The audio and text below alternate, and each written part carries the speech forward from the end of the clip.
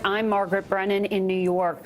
We are about to hear from House Speaker Nancy Pelosi, who is expected to announce that a formal impeachment inquiry is being established. Now, this follows reports that President Trump tried to pressure Ukraine's leader to investigate Vice President Joe Biden and his son Hunter.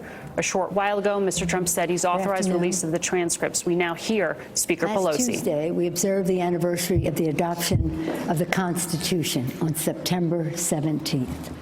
Sadly, on that day, the Intelligence Community Inspector General formally notified the Congress that the administration was forbidding him from turning over a whistleblower complaint on Constitution Day. This is a violation of law. Shortly thereafter, press reports began to break of a phone call by the President of the United States calling upon a foreign power to intervene in his election. This is a breach of his constitutional responsibilities. The facts are these. The Intelligence Community Inspector General, who was appointed by President Trump, determined that the complaint is both of urgent concern and credible. And its disclosure, he went on to say, relates to one of the most significant and important of the Director of National Intelligence's responsibility to the American people.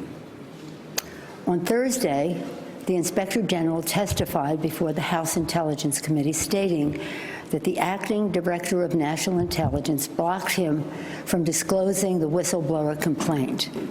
This is a violation of law. The law is unequivocal. The DNI staff, it says the DNI, Director of National Intelligence, shall provide Congress the full whistleblower complaint. For more than 25 years, I've served on the Intelligence Committee as a member, as the ranking member, as part of the Gang of Four, even before I was in the leadership. I was there when we created the Office of the Director of National Intelligence. That did not exist before 2004. I was there even earlier in the 90s when we wrote the whistleblower laws and continue to write them to improve them to ensure the security of our intelligence and the safety of our whistleblowers. I know what their purpose was, and we proceeded with balance and caution as we wrote the laws. I can say with authority the Trump administration's actions undermine both our national security and our intelligence and our protections of the whistleblowers, more than both. This Thursday, the acting DNI will appear before the House Intelligence Committee. At that time, he must turn over the whistleblower's full complaint to the committee. He will have to choose whether to break the law or honor his responsibility to the Constitution.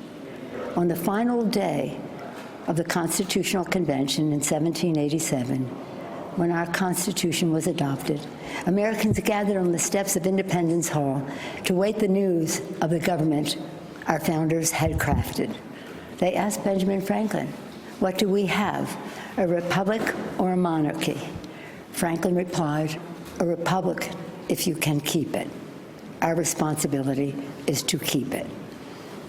Our republic endures because of the wisdom of our Constitution, enshrined in three co-equal branches of government, serving as checks and balances on each other. The actions taken to date by the President have seriously violated the Constitution, especially when the President says, Article 2 says I can do whatever I want. For the past several months, we have been investigating in our committees and litigating in the courts, so the House can gather all the relevant facts and consider whether to exercise its full Article 1 powers, including a constitutional power of the utmost gravity, approval of articles of impeachment. And this week, the President has admitted to asking the President of Ukraine to take actions which would benefit him politically. The actions of the Trump presidency revealed the dishonorable fact of the President's betrayal of his oath of office, betrayal of our national security, and betrayal of the integrity of our elections. Therefore, today, I'm announcing the House of Representatives moving forward with an official impeachment inquiry. I'm directing our 6 committees to proceed with their investigations under that umbrella of impeachment inquiry. The president must be held accountable. No one is above the law. Getting back to our founders, in the darkest days of the American Revolution, Thomas Paine wrote, "The times have found us. The times found them to fight for and establish our democracy. The times have found us today, not to place ourselves in the same category of greatness as our founders, but to place us in the urgency of protecting and defending our Constitution from all enemies, foreign and domestic." In the words of Ben Franklin, to keep our republic. I thank our chairman, Chairman Nadler, Chairman Schiff, Chairman Nadler of Judiciary, Chairman Schiff of Intelligence, Chairman Engel of Foreign Affairs, Chairman Cummings of Oversight, and Chairman Cummings I've been in touch with constantly. He's a master of so much, but including inspectors general and whistleblowers. Congresswoman Richie Neal of the Ways and Means Committee, Congresswoman Maxine Waters of the Foreign Financial Services Committee. And I commend all of our members, our colleagues, for their thoughtful approach to all of this, for their careful statements. God bless them, and God bless America. Thank you all. Madam Speaker, never before has the president been convicted by the Senate. What does this accomplish if the Senate doesn't convict? It is the Speaker of the House, Nancy Pelosi, making her announcement, not taking any questions, but laying out what is a tremendous shift in her position as Speaker of the Democratic-led House to now decide to begin an impeachment inquiry. As you heard her lay out there, she is now asking the 6 committee heads of all Democratic-led committees to prepare their cases. I want to go now to Capitol Hill, where Nancy Cordes has been standing by. Nancy, can you bottom line this for us? This is just the beginning of a process.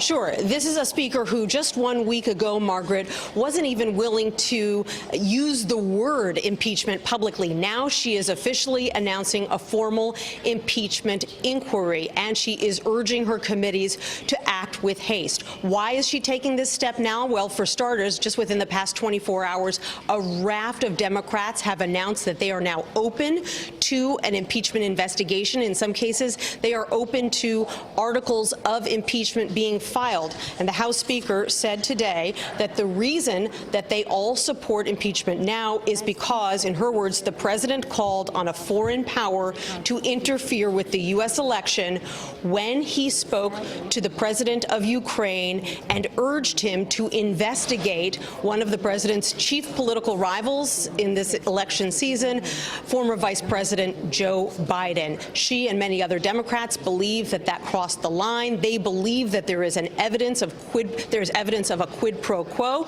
because the president ordered that aid to Ukraine to the tune of $400 million was withheld for a couple of months. They believe that the president did that to put even more pressure on the new Ukrainian president. And so now, not only will the House move ahead with this investigation, but Margaret, the Senate today announced that it is going to be looking into this as well. And that is quite significant. The Republican-led Senate now working on getting that whistleblower who originally created such a stir by filing a report to the Director of National Intelligence, a report that was deemed to be of a high level of concern. The whistleblower's report has been blocked from coming here to Capitol Hill, but now both the House and Senate Intelligence Committees, we're told, are working with that whistleblower's attorney to try to get that whistleblower to come up here to Capitol Hill and testify as soon as possible, possibly even this week.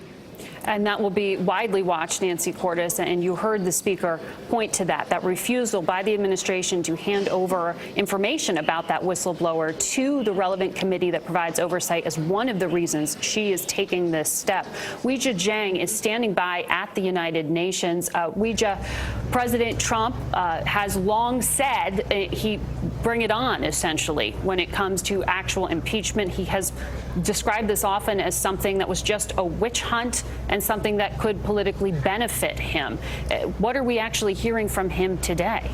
And Margaret, this is something that President Trump has made clear he not only does not care about, but he welcomes. And just about 1 minute ago, the president responded on Twitter saying, such an important day at the United Nations, so much work and so much success, and the Democrats purposely had to ruin it and demean it with more breaking news. Witch hunt garbage, so bad for our country. And you're right, the White House has long known that this day could come, perhaps since the first day the president took office, and they've been prepared for this. And they truly believe this is a situation where the president has nothing to lose for two reasons. Number one, simple math. They do not believe the Democrats have the numbers required to ultimately succeed.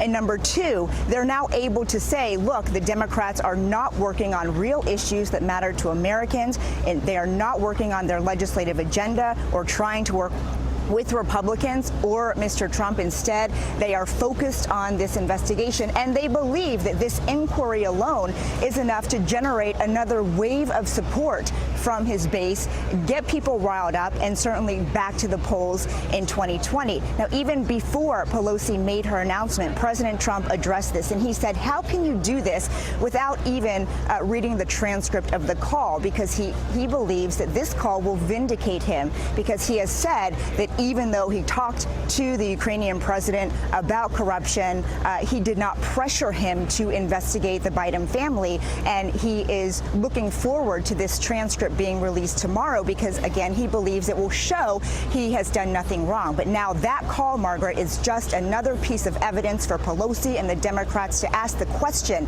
did he abuse power? And we will be watching very closely that count on Capitol Hill, and particularly Republicans.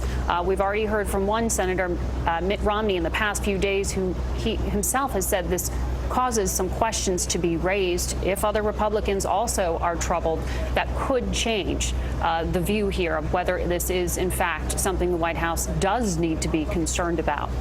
We will be watching and covering this story, of course. Coverage continues 24 hours on our streaming service, CBSN, and you can watch it at cbsnews.com or on our CBS News app. More on your local news on the CBS station and tonight on the CBS Evening News. Until then, I'm Margaret Brennan, CBS News, New York. For news 24 hours a day, go to cbsnews.com.